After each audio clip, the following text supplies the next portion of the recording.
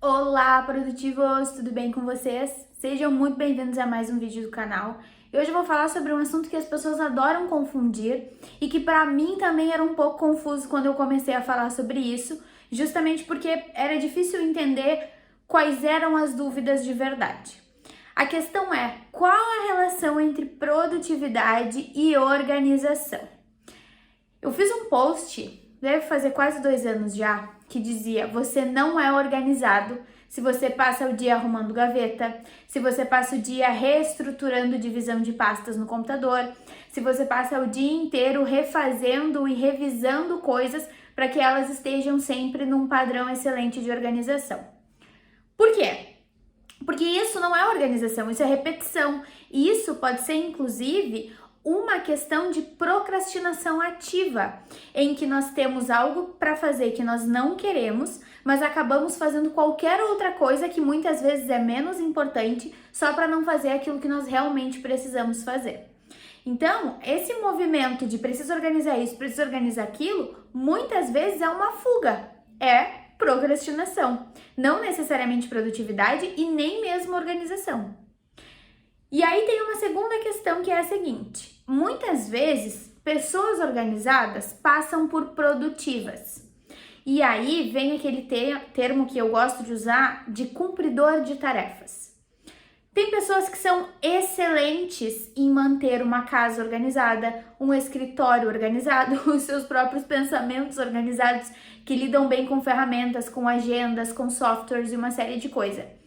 Tudo isso é extremamente válido e extremamente útil, até porque, se vocês forem analisar o grupo de amigos e de colegas de vocês, são poucas as pessoas que têm essa facilidade. Então, isso é um talento, isso é uma competência que nós devemos respeitar e reconhecer as pessoas que têm.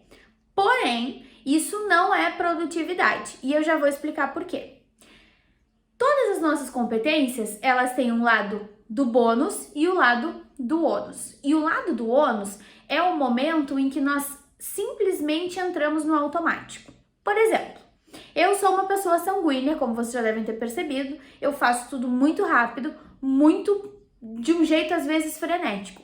Se eu não paro, olho, penso, organizo as minhas ideias e dou um próximo passo, eu ajo no automático. E agindo no automático, existe uma grande probabilidade de eu fazer muitas coisas inúteis. Por quê? Porque eu penso melhor em movimento. Acompanhem essa ideia.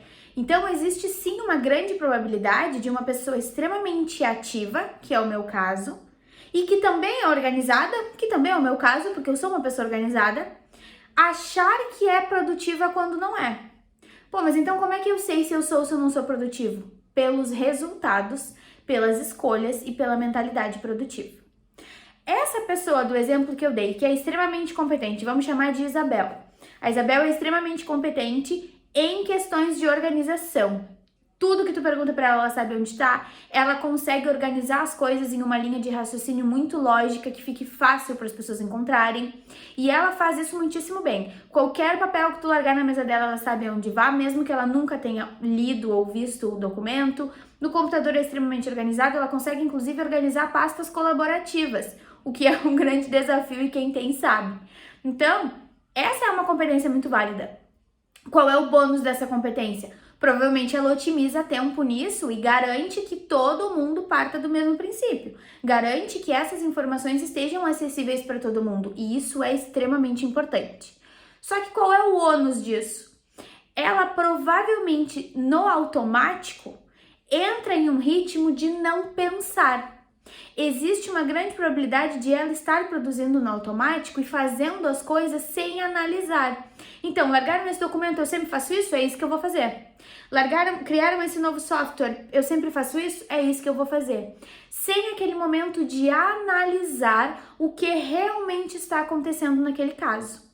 E aí, a Isabel vira uma cumpridora de tarefas, porque no automático ela não está visualizando o que está acontecendo, ela está só repetindo comportamentos. E novamente, isso é o ponto frágil, isso é o aspecto a observar do comportamento dela, assim como o meu é não fazer demais. Vocês entendem? E aí vocês podem pensar, poxa, eu sou mais Isabel, eu sou mais Aline. Quais desses comportamentos que eu mais repito? E quais são as fragilidades que eu preciso cuidar? Geralmente, pessoas produtivas são organizadas ou se tornam organizadas porque elas entendem quais são as necessidades para que elas produzam bem.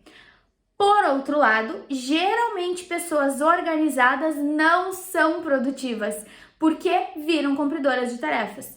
Eu preciso que faça isso? Ok. Preciso organizar o sistema? Ok. Preciso tirar um relatório? Ok. Tudo ok. Porém, quando algo sai do previsto, quando algo precisa de uma tomada de decisão, a Isabel trava. Por que a Isabel trava? Porque ela não está acostumada a tomar decisões. Vocês entendem? Estamos falando de padrões de comportamento, estamos falando de hábitos. Não estou fazendo juízo de valor, certo? Até porque uma pessoa que produz demais, que é o meu caso, de forma automática e frenética e sem prestar atenção, é muito mais prejudicial do que uma pessoa que pede ajuda quando precisa tomar uma decisão e não consegue sozinha. Então, não estou dizendo que o meu jeito é melhor ou pior, não. Estou falando que nós, seres humanos, temos competências e talentos e padrões de comportamento que vieram conosco. E esses padrões de comportamento e talentos e competências têm aspectos positivos e aspectos negativos, justamente para que a gente não caia nessa armadilha de achar que um tem mais valor do que o outro. Não é verdade. Então vamos lá. Eu, por exemplo, sou uma pessoa extremamente ativa. A Isabel é uma pessoa um pouco mais teórica, um pouco mais de repetir. Também ativa, porque ela faz as coisas, mas não em um nível tão enérgico, em um nível um pouco mais tranquilo. Vamos pegar uma pessoa que é naturalmente organizada, porém não é produtiva, porque é possível que essa pessoa esteja organizando as coisas do mesmo jeito desde sempre, e esse jeito não funciona mais e ela não tá vendo. Isso é improdutivo. Mesmo que tu faça as coisas dentro do prazo, que tu faça as coisas da forma certa e assim por diante, se isso não funciona mais, isso agora é improdutivo. E uma pessoa que tem mentalidade produtiva vai olhar para isso e vai dizer: gente, chegamos ao fim dessa técnica, esse método não funciona mais, nós precisamos repensar. E um cumpridor de tarefas não faz isso. Então, vamos lá. Vamos pegar o caso da Isabel. Isabel é organizada. Para ela é fácil ser organizada, para ela não é fácil ser produtiva. O que a Isabel precisa fazer? Ela precisa estruturar isso e analisar os resultados. Isso, existe uma ferramenta que eu criei, que eu uso na mentoria, que é quais os objetivos das coisas. Eu chamo de produtividade nas tarefas. Esse sistema eu alimento dessa forma. Por quê e para quê? Porque me ensinaram e para ter o dado. Tudo bem, mas essa é a melhor forma de fazer isso? E aí a gente vai para praticidade e para estratégia, que são outros dois princípios da mentalidade produtiva. Então a Isabel precisa começar analisando o que ela já faz, para verificar quais são as questões disso. No meu caso, no caso da Aline, e eu tenho certeza que muitas pessoas se identificam, partindo do princípio de que eu sou mais produtiva do que organizada, o que eu preciso pensar? Se a forma como eu estou sendo produtiva, se a forma como eu estou gerando resultados pode ser replicada por outras pessoas, ou se são métodos que se perdem e que toda vez eu preciso fazer a mesma coisa porque eu não me prestei de salvar um documento, porque eu não me lembrei de anotar e registrar o que foi feito, porque eu não parei para pensar, eu só fui fazendo. Então, não existe um certo ou errado para o primeiro passo. O que existe é o que é mais fácil para mim. Para a Isabel, vai ser mais fácil ela fazer o trabalho dela e depois começar a descrever os porquês e os paraquês desse trabalho para chegar a como os melhores. Isso para a Isabel vai ser mais fácil. Para mim, vai ser muito, muito, muito mais fácil fazer o que eu fiz, depois descrever o que eu fiz e aí pensar em qual é o próximo passo. E aí guardar um periodinho ali, um espaço de tempo para eu conseguir organizar isso, para eu revisar o que eu fiz, para eu desenvolver uma forma de ensinar ou de aprender ou de seja o que for. Mas a questão é, eu como produtiva, mas como ativa, vou ter mais dificuldade para começar descrevendo. Eu vou precisar começar fazendo. E a Isabel vai precisar começar a partir do que ela já conhece.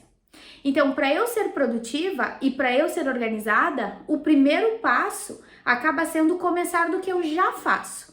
valorizar o que eu já faço, valorizar o que isso tem de bônus e olhar com atenção e com consciência para o que isso tem de ônus.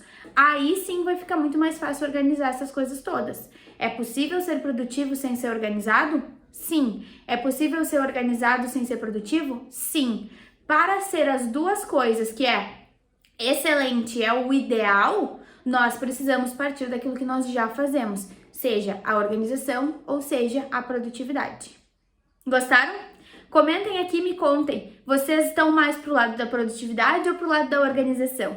Vamos conversar sobre esse assunto porque tem muito exemplo pra gente explorar. Boa semana, produtivos!